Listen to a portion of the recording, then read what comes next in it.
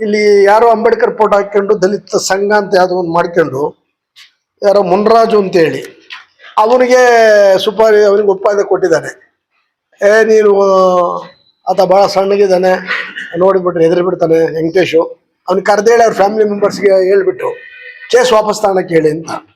ಸರಿ, ಒಂದೇ ಅವರು ಡೇಟ್ ಹಾಕಿದ್ದೀವಿ, ಅದರಲ್ಲಿ ಕಂಪ್ಲೀಟ್ ಕಾಪಿ ಇದೆ. ಕೋರ್ಟ್ ಮುಂದೆ ಕರೆದ್ಬಿಟ್ಟು ವೆಂಕಟೇಶ್ ಅವ್ರಿಗೆ, ವೆಂಕಟೇಶ್ ಅವರೇ ಯಾಕೆ ಸಾದಿಕ್ ಕಾಲ್ ವಿಚಾರಕ್ಕೆ ನೀವು ಗೊತ್ತೀರಾ, ಸುಮ್ಮನೆ ನೀವು ಅದನ್ನ ವಾಪಸ್ ತಗೊಂಬಿಡಿ ಕೇಳಿ, ರಾಜಿ ಮಾಡಿಸಿ ಬೇಕಾದ್ರೆ ಅಷ್ಟು ದುಡ್ಡು ಕೊಡಿಸ್ತೀವಿ ನಾವು, ಇಲ್ಲಾಂದ್ರೆ ನಮಗೆ ಅವನು 1 ಕೋಟಿ ರೂಪಾಯಿ ಕೊಡ್ತೀನಿ ಅಂತ ಹೇಳಿದ್ದಾನೆ. ಅಥವಾ ಇಲ್ಲ 1 ಕೋಟಿ ರೂಪಾಯಿ ನೀವೇ ಕೊಟ್ಟರೆ ನಾವು ನಿಮ್ಮ ಪರವಾಗಿರ್ತೀವಿ ಅಂತ ಆತ ಮಾತಾಡಿದ್ದಾನೆ. ಆತ ಅವ್ರ ಕಾಂಟ್ಯಾಕ್ಟಲ್ಲೇ ಇದ್ದಾನೆ. ಆಮೇಲೆ ಇಲ್ಲಿ ನಮ್ಮಲ್ಲೊಬ್ಬ ಮಂಜುನಾಥ್ ಅಂತ ಇದ್ದ. ಏನ್ ಮಂಜುನಾಥರು, ದುರ್ಗೇನಹಳ್ಳಿ ಮಂಜುನಾಥ್ ಅಂತೇಳಿ. ಆ ದುರ್ಗೇನಹಳ್ಳಿ ಮಂಜುನಾಥ್ ಇವ್ರಿಗೆ ಒಂದು 6-7 ಟೈಮ್ ಫೋನ್ ಮಾಡಿದ್ದಾನೆ. ವೆಂಕಟೇಶ್ ಸರ್, ನಾನು ದುಡ್ಡು ಕಳಿಸ್ತೀನಿ, ಅವ್ರ ಹತ್ರ ಭಾಳ ದುಡ್ಡಿದೆ, ರೂಢಿಸಮ್ ಇದೆ, ಅವ್ರ ಮುಂದೆ ನಿಂತ್ಕೊಂಡು ಏನು ಬಡವರು ನಿಂತ್ಕೊಳಕ್ಕಾಗ್ತದ, ನೀವು ಫ್ಯಾಮಿಲಿ ಮೆಂಬರ್ಗೆಲ್ಲ ಹೇಳಿ ವಾಪಸ್ ತೆಗಿಸ್ಬಿಡಿ, ಅದೇನು ಬೇಕಾದ್ರೂ ನಾನು ನೋಡ್ತೀನಿ ಇದು ಅಂತ ಹೇಳಿ ಮಾತಾಡೋನೆ. ಯಾವುದೋ ಒಂದು ಪಾರ್ಟಿಯವರು ಪತ್ರಿಕಾಗೋಷ್ಠಿಯನ್ನ ಕರೆದಿರ್ತಾರೆ.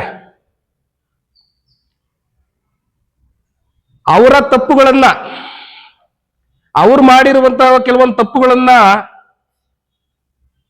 ಮಾಧ್ಯಮದ ಮುಖಾಂತರ ಹೇಳದೆ ಯಾರ್ಯಾರೋ ಮಾಡಿರೋ ತಪ್ಪುಗಳನ್ನ ಹೇಳ್ಕೊಂಡು ಮೊನ್ನೆ ಪತ್ರಿಕಾಗೋಷ್ಠಿಯಲ್ಲಿ ನಮ್ಮಗಳ ಬಗ್ಗೆ ಇಲ್ಲ ಸಲ್ಲದ ಆರೋಪಗಳನ್ನ ಮಾಡ್ತಾ ಉದ್ದೇಶಪೂರ್ವಕವಾಗಿ ನಮ್ಮ ಹೆಸರುಗಳನ್ನ ಕೆಡಿಸ್ಬೇಕು ಅನ್ನೋ ಒಂದು ನಿಟ್ಟಿನಲ್ಲಿ ಅವರು ಮೊನ್ನೆ ಈ ಒಂದು ಪತ್ರಿಕಾ ಗೋಷ್ಠಿಯಲ್ಲಿ ಅವರು ಮಾತನಾಡಿರ್ತಾರೆ. ಹಿರಿಯ ಹೋರಾಟಗಾರರು ಪಾಪ, ಅವ್ರ ಮೇಲೆ ಬಹಳ ನಮಗೆ ಅಭಿಮಾನ ಇತ್ತು. ಅವ್ರ್ಯಾಕೆ ಏನೋ ಒಂದು ರಾಜ್ಯ ಪ್ರಧಾನ ಕಾರ್ಯದರ್ಶಿ ಅಂತ ಪೋಸ್ಟ್ ಕೊಟ್ಟಿದ್ದಾರೆ, ಅವರೇ ಮಾಡಿರೋದೆಲ್ಲ. ವೆಂಕಟೇಶ್ ಪಿ ಎಂಬುವರು ನಕಲಿ ದಾಖಲಾತಿಗಳನ್ನ ಸೃಷ್ಟಿ ಮಾಡ್ಕೊಂಡಿರೋದೇ ಅವರು. ಅವರೇ ಮಾಡಿರೋ ತಪ್ಪನ್ನ ಅವರು ಪ್ರಶ್ನೆ ಮಾಡಿಲ್ಲ.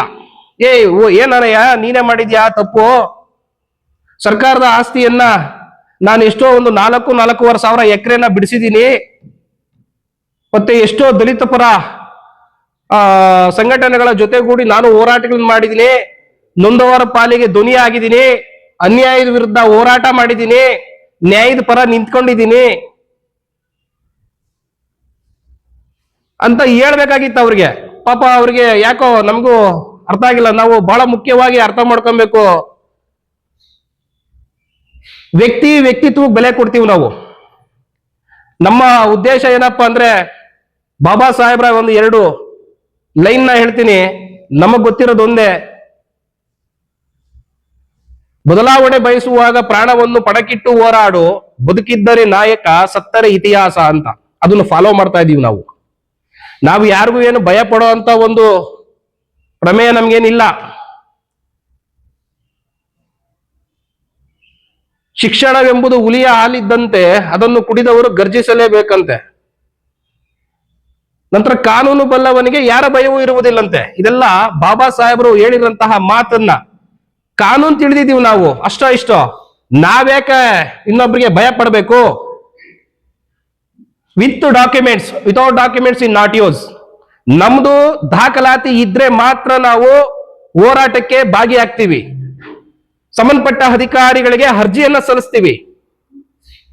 ದಾಖಲಾತಿಗಳು ಇಲ್ಲ ಅಂತಂದ್ರೆ, ದಾಖಲಾತಿಗಳು ಸರಿ ಇತ್ತು ಅಂತಂದ್ರೆ ನಾವ್ಯಾಕೆ ಇನ್ನೊಬ್ರಿಗೆ ಹೋಗಿ ತೊಂದರೆ ಕೊಡೋಣ? ಏನೋ ಮೊನ್ನೆ ಪಾಪ ಪಾರ್ಟಿಯವರು ಪಾಪ ಅವ್ರ ಮೇಲೆ ಗೌರವ ಇದೆ, ಯಾಕೋ ಮೊನ್ನೆ ಅವರೇ ನಮ್ಮ ಮನಸ್ಸಿಂದ ಹೊರಟೋದ್ರು ಈಚೆಗೆ. ಅವ್ರು ಹೇಳ್ತಾರೆ, ನಮ್ಮ ಮೇಲೆಲ್ಲ ಆರೋಪ ಹೊರಿಸ್ತಾರೆ, ತೇಜೋವಧನೆ ಮಾಡಿದ್ರು, ಅವಮಾನ ಮಾಡಿದ್ಬಿಟ್ರು ಮೊನ್ನೆ ನಮಗೆ. ಯಾರೇ ಒಬ್ಬ ವ್ಯಕ್ತಿ ಆಗ್ಲಿ, ಚಿಕ್ಕ ಹುಡುಗ ಆಗ್ಲಿ, ಮಧ್ಯಮ ವಯಸ್ಸಿನವನಾಗ್ಲಿ, ದೊಡ್ಡವರಾಗ್ಲಿ, ಮಾತಾಡ್ಬೇಕಾದ್ರೆ ಯೋಚನೆ ಮಾಡಿ ಮಾತಾಡ್ರಿ. ಇದಕ್ಕೆ ತಕ್ಕ ಪಾಠ ನಾವು ನ್ಯಾಯಾಲಯದ ಮುಖಾಂತರ ಮುಂದಿನ ದಿನಗಳಲ್ಲಿ ಕೊಡ್ತೀವಿ ಅಂತ ಈ ಮೂಲಕ ಅವ್ರಿಗೆ ಹೇಳಲಿಕ್ಕೆ ಬಯಸ್ತೇನೆ.